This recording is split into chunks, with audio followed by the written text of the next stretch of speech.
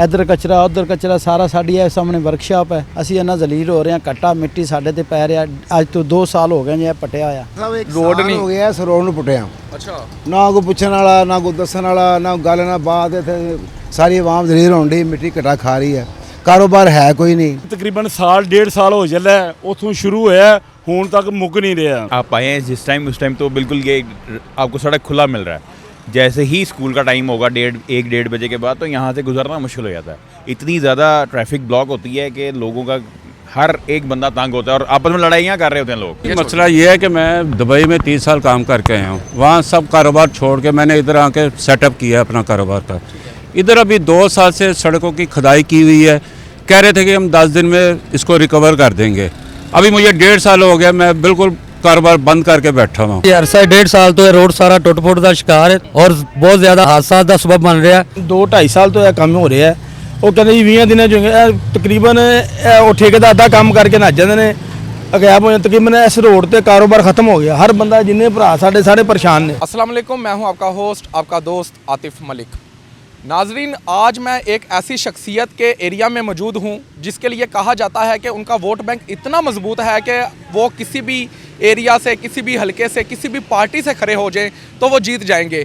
जीत उनका मुकद्दर बन जाएगी। मियाँ मोहम्मद असलम इकबाल साहब, जो कि किसी तारुफ के मोहताज नहीं, जिन्होंने 3.5 साल अपने दौर में ये कारकर्दगी दिखाई कि उनकी एरिया में हम मौजूद हैं और ये एरिया उनकी खस्ता हाली का मुंह बोलता हुआ सबूत है। आप देख सकते हैं कि ये डबल सड़क थी, लेकिन जब इनको उखाड़ा गया तो सिंगल सड़क होगी। और ज़ाहिरी बात है, जब डबल सड़क को सिंगल सड़क बनाया जाएगा, ट्रैफिक की जो रवानगी होगी वो भी डिस्टर्ब होगी और इधर घंटों घंटे लोग खड़े रहते हैं, ट्रैफिक जाम रहती है। एक तरफ मेरे अहाते में कब्रिस्तान है, दूसरे अहाते में मेरे तरफ स्कूल है, जो कि इससे काफ़ी डिस्टर्ब हुए हैं। तो आइए यहाँ की आवाम से हम जानने की कोशिश करते हैं कि वो क्या कहती है, और ख़ास करके हम ताजर बरादरी से भी जानने की कोशिश करेंगे कि वो इस बारे में क्या कहते हैं, क्योंकि ताजर बरादरी इस एरिया में सबसे ज़्यादा डिस्टर्ब हुई है, क्योंकि यहाँ पर कार रिपेयरिंग की भी दुकानें हैं, शॉप्स वगैरह हैं। तो हम उनसे जानने की कोशिश करते हैं कि वो इस बारे में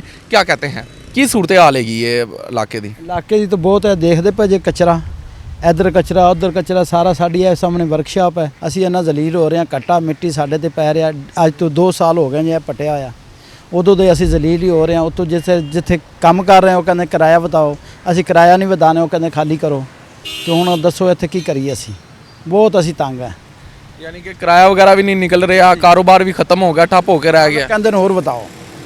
असी कहने भी पहले आ सड़क सही होएगी फिर करांगे। मियाँ असलम इकबाल का एरिया? हाँ जी, मियाँ असलम इकबाल का। रोड नहीं हो गया इस रोड नूं पुटिया। अच्छा, ना कोई पुछण वाला, ना कोई दस्सण वाला, ना गल ना बात। इत्थे सारी आवाम जलील होण डी, मिट्टी कट्टा खा रही है, कारोबार है कोई नहीं।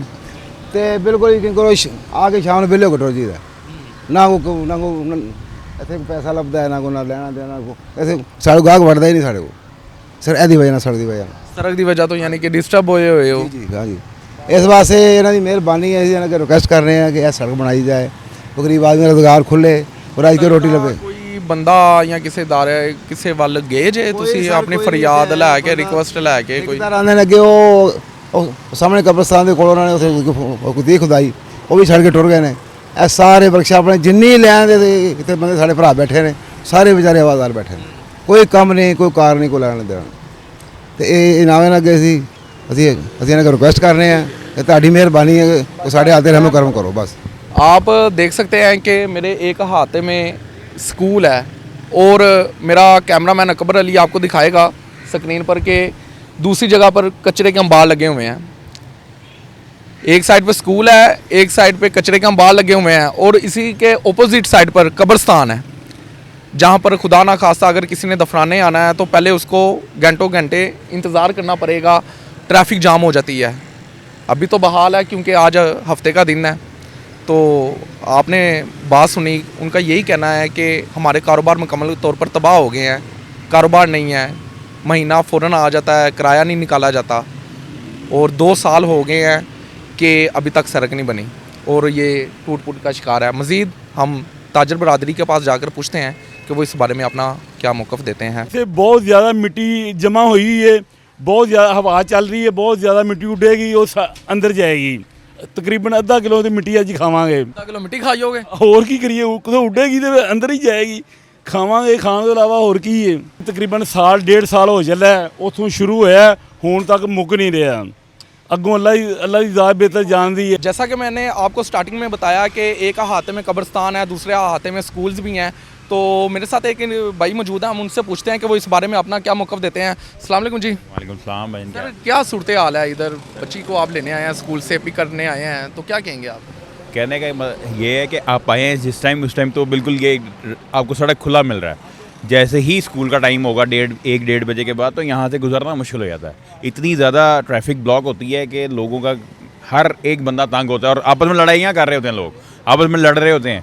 इसी वजह से कि ये प्रॉब्लम बहुत ज़्यादा क्रिएट हो रही है इस रोड की वजह से। यू कैन से डैट कि मैं गलत टाइम पे आ गया हूँ। बिल्कुल बिल्कुल। अगर आप थोड़ा सा 1-1.5 घंटा लेट होते तो यहाँ आप पोजीशन देखते हैं कि लोगों के आपस में हालात क्या होते हैं। जी, इतने यानी कि बुरे हालात होते हैं। स्टेशन हो जाती है ना, जब ट्रैफिक ब्लॉक दोनों साइडों से हो जाएगी तो वो आप खुद भी हिसाब लगाएं क्या होगा, क्योंकि लोगों ने तो यहाँ गाड़ी खड़ी करनी है। जब पीक टाइम पे बच्चों ने लेना है तो वो फिर बिल्कुल ट्रैफिक ब्लॉक हो जाता है और बड़ी प्रॉब्लम होती है, लोगों को फेस करनी पड़ती है इन चीज़ों से। जी, जैसा कि ये भाई का यही कहना था कि आप गलत टाइम पर आ गए हैं। ज़ाहिरी बात है, जब दो तरफा रवानगी ट्रैफिक की एक तरफ हो जाएगी तो डिस्टर्ब तो फिर होगा, ट्रैफिक जाम तो होगी, तो जो लोग होंगे उनको बहुत सी मुश्किलात का सामना करना पड़ेगा। मज़ीद हम यहाँ की ताजर बरादरी से जानने की कोशिश करते हैं कि वो अपना इस बारे में क्या मौक़िफ़ देते हैं। जी, जैसा कि मैंने आपको स्टार्ट में बताया कि यहाँ पर अगर जो तबका सबसे ज़्यादा डिस्टर्ब है वो कारोबारी तबका है, यहाँ की ताजर बरादरी सबसे ज़्यादा डिस्टर्ब है। हम उनसे जानने की कोशिश करते हैं कि वो अपना क्या मौक़िफ़ देते हैं। मसला ये है कि मैं दुबई में 30 साल काम करके आया हूँ, वहाँ सब कारोबार छोड़ के मैंने इधर आके सेटअप किया अपना कारोबार का। इधर अभी 2 साल से सड़कों की खुदाई की हुई है, कह रहे थे कि हम 10 दिन में इसको रिकवर कर देंगे। अभी मुझे 1.5 साल हो गया, मैं बिल्कुल कारोबार बंद करके बैठा हुआ हूँ। मेरी इनकम जो बिल्कुल ज़ीरो बराबर है, घर के अखराजात बिल वगैरह मुझे नहीं समझ लगती मैं किस तरह पूरे करूँगा। इससे भी तो बेहतर था कि मैं दुबई में रहता, लेकिन अपने मुल्क की खातिर मैं यहाँ आया हूँ। यहाँ के टेक्निकली स्टाफ रखा है, हर चीज़ सेटअप की है, कंप्यूटराइज मैंने रखे हैं स्कैनर, लेकिन मुझे आके मुझे लगता है कि मैंने बहुत बड़ी गलती की है, मुझे वहीं रहना चाहिए। अभी आप ये हालात देख लें कि यहाँ तकरीबन 1.5 साल से रोड की खुदाई की हुई है। हर मरतबा ये कहते हैं कि हम 10 दिन में 15 दिन में ये रिकवर कर देंगे, रोड बना देंगे, लेकिन मुझे उम्मीद नहीं नज़र आ रही कि कुछ हो। वज़ीर आला मोहसिन नकवी साहब आए थे पायलट स्कूल में, उन्होंने विज़िट किया, उन्होंने कहा हम इंशाअल्लाह ताला बहुत जल्द यहाँ शुरू कर देंगे, लेकिन अभी तक कोई चांस नज़र नहीं आ रहे। तो मेरी यही रिक्वेस्ट है कि प्लीज़ इसको ज़रा कंप्लीट करा दें ताकि हम लोगों का कारोबार चल सके।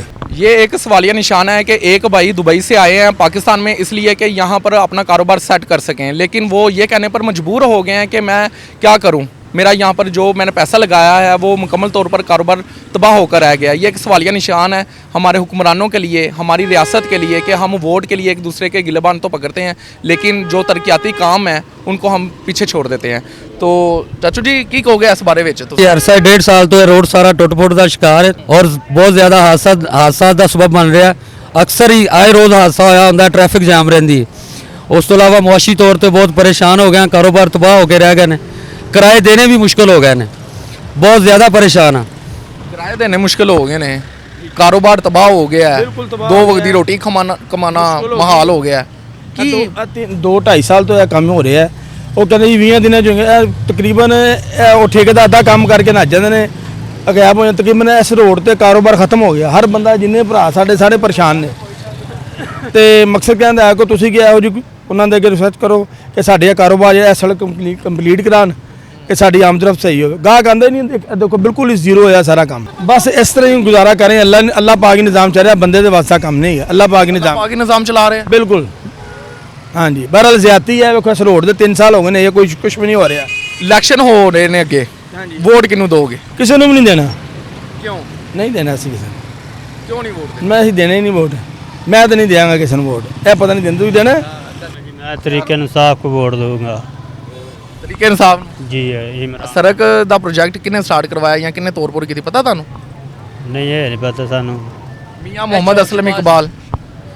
हाँ जी उन्होंने किया है, पर वो इधर फिर वोट उन्होंने देना? नहीं असलम का नजर आया नहीं, उन्होंने नहीं वोट देना। वो तो साढ़े महल्ले में जितया तो टीम हल्का होंदा है। वो इतने एक बार भी नहीं आ गया मियां इकबाल बढ़िया।